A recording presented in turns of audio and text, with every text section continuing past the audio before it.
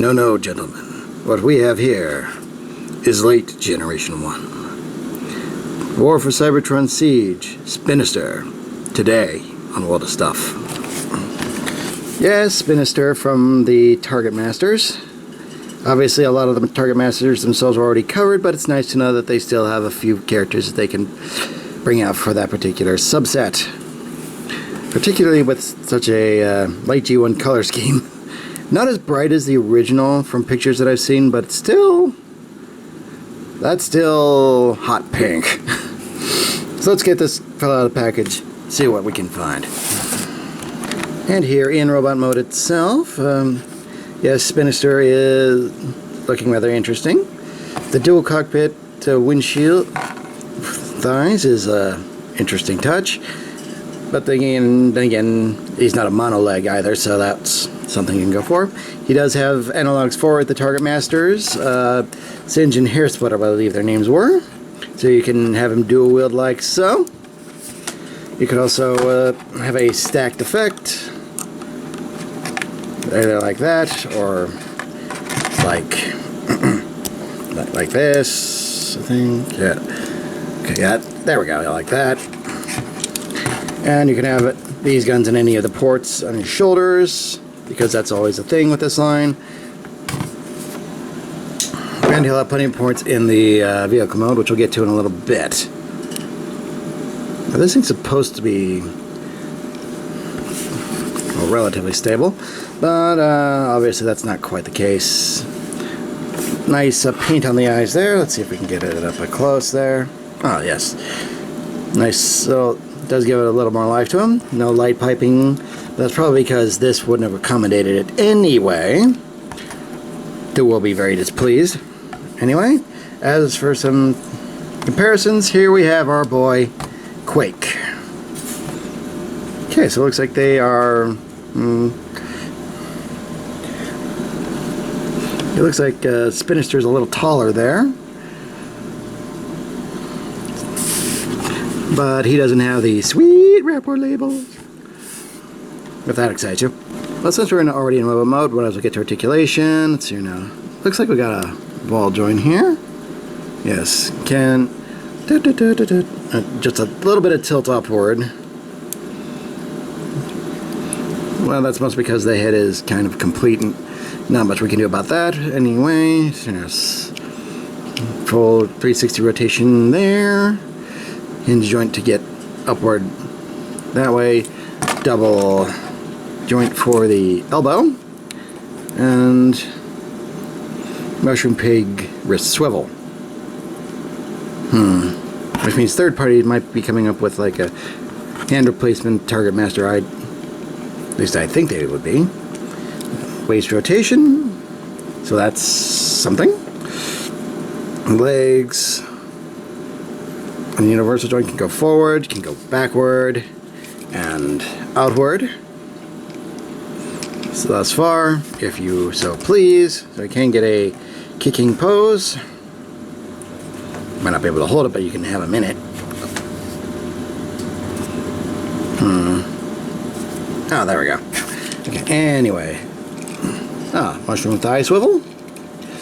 A little more than 45 degree for the knee, and your toes can go forward, so he can plie, but he can't really. Oh wait, no wait.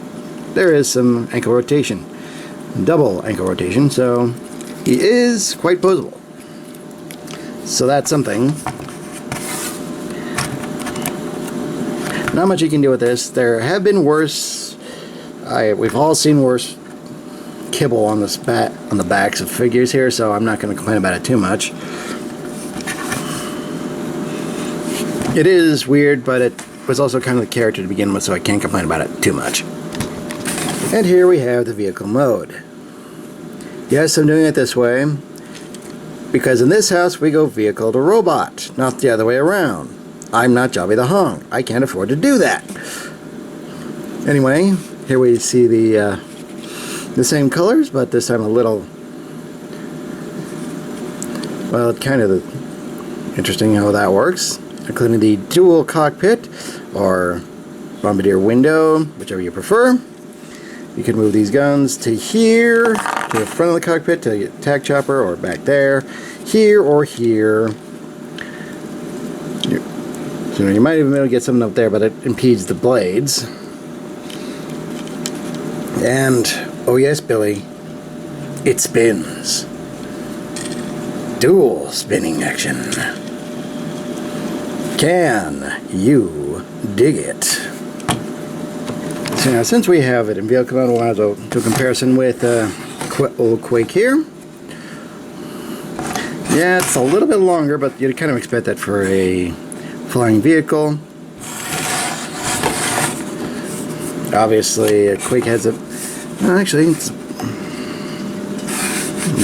on the front end, with the wings, it does look a little bit more wider, but only at that one point. But again, no repro labels, although there are plenty of paint apps to get the point across.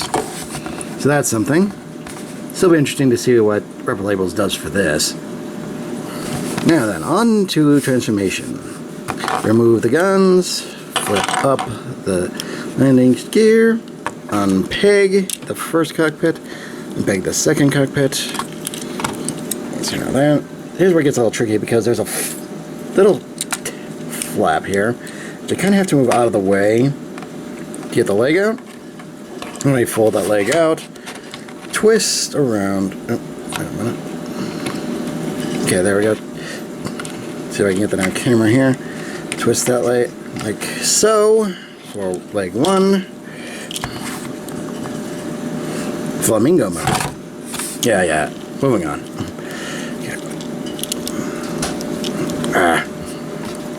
Okay, here we go with this. Again, untab this. And repeat with the other leg. And there we go with the... Bring this upward, and... There we go with the top half. Oh, wait a minute. Twist around, twist the legs, and there we go. Top half complete. As for the top half, we will fold this out. Bring this whole assembly around. Pretty easy. Fold this in. V the landing, the blades, and fold out the arms for that. And let's see now. Get that straight. And there we are. Spinister with its accessories. Okay. In robot mode. Yay. Now obviously you've probably either made your decision to get this or not, but if you would like another helicopter or transformer and you're into the colors, then or you're a Spinister fan, the few of you that probably exist, well, this is probably your best bet because it's very unlikely that third party is going to come up with anything. Anyway, I'm Deceptiwolf. This has been War for Cybertron Siege Spinister. Can I remind you all, free mind, free toys.